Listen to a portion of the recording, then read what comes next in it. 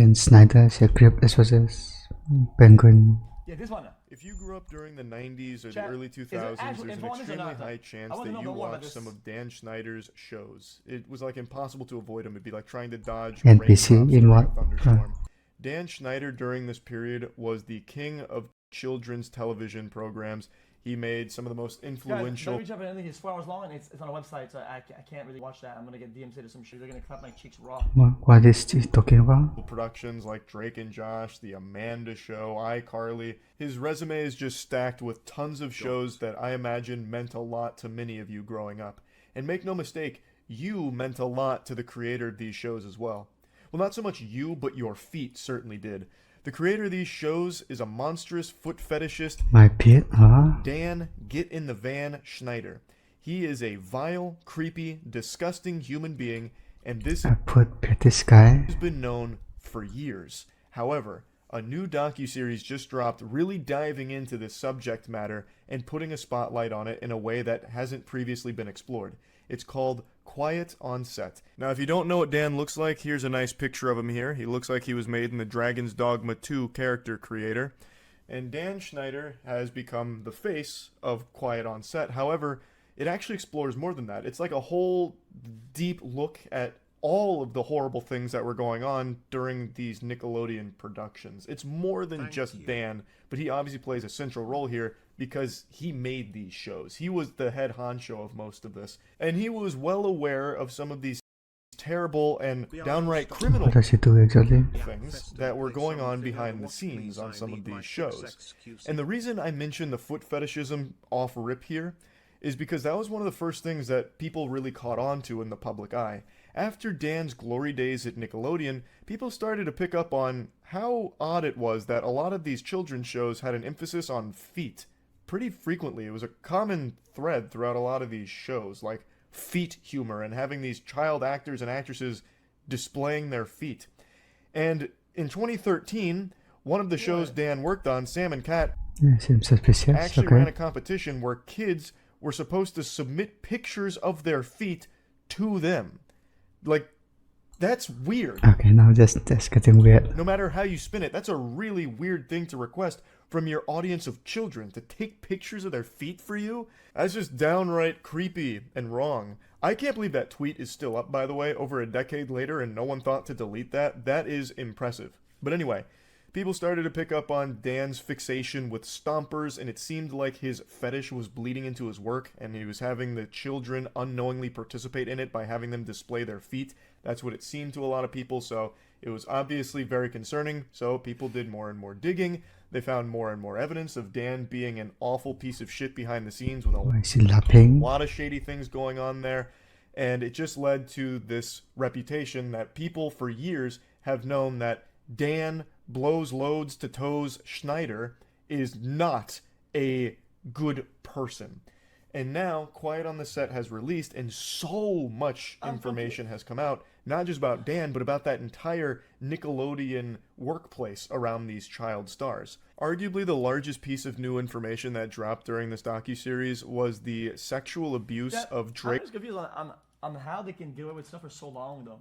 I understand how things work, and I get it. You know, there was even something like the Me Too movement that was created because people were like impossible He knows how it works. I mean, to take down. why did he ask Dan?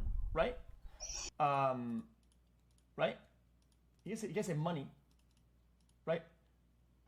But there seemed to be an overwhelming It's amount. a power. Drake Bell I mean, by someone named Brian Peck.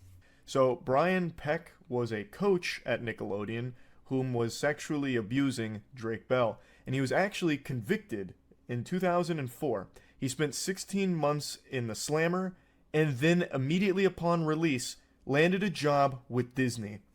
If that doesn't show just how rotten to the core this industry is, I don't know what will. There is deep-seated evil in Hollywood. He went to jail for lewd acts with a minor. He is a sex offender, a convicted sex offender, and he immediately got a Disney Channel job working on The Sweet Life of Zack and Cody. What the fuck? That's mind-bogglingly evil. Like That's not just irresponsible, that's malicious. It's not like they just made some kind of mistake where they put a sex offender in a role where he works almost exclusively with children. It's not like they made a whoops-a-daisy, they just happened to overlook that he's a sex offender. They knew. They would have to know, and they still hired him for that role regardless. That's scary. That's terrifying. They're actively enabling a... Yeah, they should probably scan them before doing that. It's impossible to get jobs like almost anywhere, dude. But then to get a job at a pretty high position at Disney, I mean, dude, of course they knew. I mean, fucking sex offender to potentially prey on more children. Disney's actually cooked up. Drake also described that when he went into court, Brian Peck had the support of some very powerful and familiar faces. There were 41 character letters written to the judge asking for leniency for Brian Peck. 41 letters of support from industry personnel that were trying to get a lighter sentence for Brian Peck, even knowing... I wonder how I would feel as a But why though? judge. Yes, of course I'm not a judge, okay? But just as a person, this shit would annoy the fuck out of me. That like you're trying to do your job and trying to provide justice, and some people are just sending some fucking bullshit ass letters of the display of character that I didn't ask for. Report from like, fuck you industry guys, personnel that were trying to get a lighter sentence for Brian Peck, even knowing that he is guilty of the And crimes they're probably getting paid to write those for letters, which I he is guess. about to face the punishment, asking for a more generous sentence. These weren't just 41 pieces of toilet paper with nonsensical scribblings on it from nobodies. These were 41 character letters that were submitted by industry personnel, some of whom were high up on the food chain, so these things carried weight. And they're advocating for someone who is guilty of sexually abusing a child. Holy shit. They just viewed it as not a big deal, I guess. Listen, Judge, I understand Brian Peck diddled a child. Who at Nickelodeon hasn't? Are you really gonna throw him away or put him away and throw away the key for that? What about season 3 of Drake and Josh? What actually matters here? Let's think about that. Like, this is crazy to me. It almost stops being surprising learning that Brian Peck landed a job at Disney right after his 16 months in prison for this crime, because it seems like that entire industry does They didn't check the history record not give or a fuck about the safety of kids to begin with. they don't even care, I guess. So like I said, Quiet All on they could care about is a profit. Set isn't just about Dan Schneider and all of the awful things that he has done. It's about how awful that entire industry itself is. But once again, Dan Schneider does still play a large role in this docuseries, highlighting the bad workplace and environment that he would cultivate, the weird shit that would go on in like the writer's room and the way he'd treat some people, just a whole plethora of different bad stuff. And in response to all of this, Dan Schneider himself actually stepped out from the shadows, leaving his little gopher's hidey hole and addressing it head on in one of the most painfully scripted and staged apology video interviews I've ever seen. Hey, it's Boogie. I played T-Bo on Nickelodeon's iCarly. I got a chance to watch the Quiet on Set program, and I reached out to Dan to see if it was something that he'd be willing to discuss. I'm pleased to say that he said yes. Dan, how are you? I'm okay. I wonder if you'd be pleased to discuss this with the police. No, Chad, is there not like charges and stuff that's like like reportable or whatever? Isn't there like victims of this shit, motherfucker? Like, the interview is not conducted by a professional. It's conducted by a former actor in one of Dan Schneider's shows, and he is not equipped to handle something like this. As a groupie interview also. This is the biggest load of baloney. Like, this is just some straight up fucking malarkey. There is no pushback from Boogie on anything in this interview at all. It's just strategic softballs designed to give Dan Schneider some kind of sympathetic PR win here, where he comes out of this looking better, where he comes out of this like not the bad guy. It's so deplorable that they'd even try something like this with a straight face. I think it is extremely transparent what this is, and I'm happy to say pretty much everyone saw straight through this. This did not give Dan Schneider the dunk I think he was expecting it to. This did not make him look any better in the public's eye. It actually just made it look even more sinister that he was able to, it seems, pre-prepare this interview to mitigate the potential fallout from the docuseries airing. Let's talk about the massages. Okay. Watching the content yesterday, it was disturbing. It was wrong. It was wrong that I ever put anybody in that position. It was the wrong thing to do. I'd never do it today. I'm embarrassed that I did it then. I apologize to Best cap. anybody that I ever put in that situation. Dan, talk to me about the writer's room. Dude, what a scripted dog shit, dude. Just the way I mean, dude, I hate to overanalyze this, but just the way the dialogue went, like it. He wasn't even done with, like, saying what he was saying it, but then he stopped because he knew it was going to get interrupted, and then this guy goes on to, like, oh yeah, I really wanted to apologize about this, like. Ever put in that situation. Dan, talk to me about the writer's room. From what I saw, not cool. No, and I don't mean to cut you off, but if I can cut right to the chase, let me just say, no writer should ever feel uncomfortable in any writer's room. Right to the point now. Period, the end, no excuses. It starts with what's supposed to be this moment of taking accountability. Dan Schneider's just point blank apologizing and, you know, holding himself accountable. Jack, how do you feel about shooting somebody with a gun at point blank and doing a double murder? It's not cool. It shouldn't have happened. For the That thing's not comparable. of the past What? type vibe. Fuck. Except he's really not. Like, these aren't things that you just, like, hand wave away with, like, a simple apology. A lot of what was reported is, like, unforgivable bad shit. Like, there's really no way of apologizing for the things that Dan Schneider has done and also been accused of. So it's just, it feels so fucking insincere. And Dan Schneider got away with it, and it seems will continue to get away with it. So he loses nothing by doing something like this, which just makes it frustrating to see him parade around pretending like he cares now all of a sudden. Like, it's extremely easy for him to just be like, oh yeah, that was bad. I feel bad for that. Oh, what a regret. Yep, not good.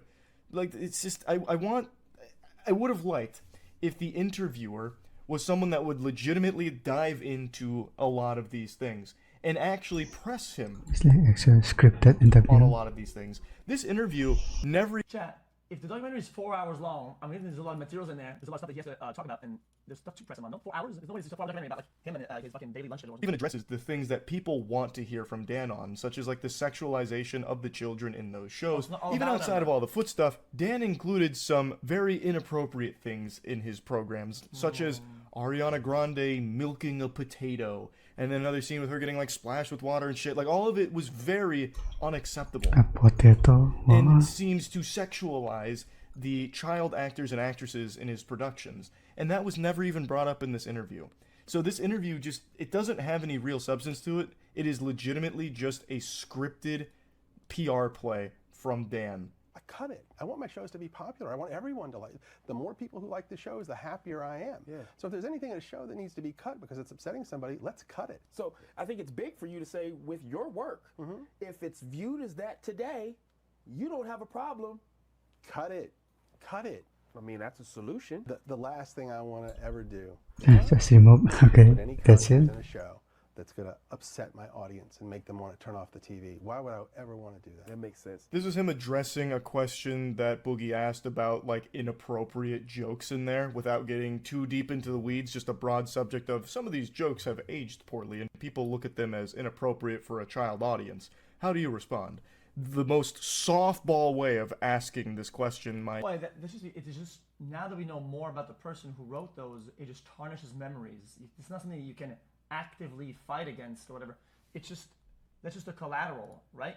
Like, all the things that you think about when you were young, now it all kind of makes sense. Like, oh, Jesus Christ, this is kind of disgusting.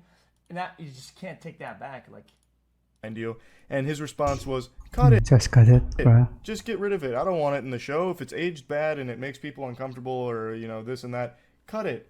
And Boogie's like patting him on the back Just remove from the memory. for it. Like, oh my goodness, wow.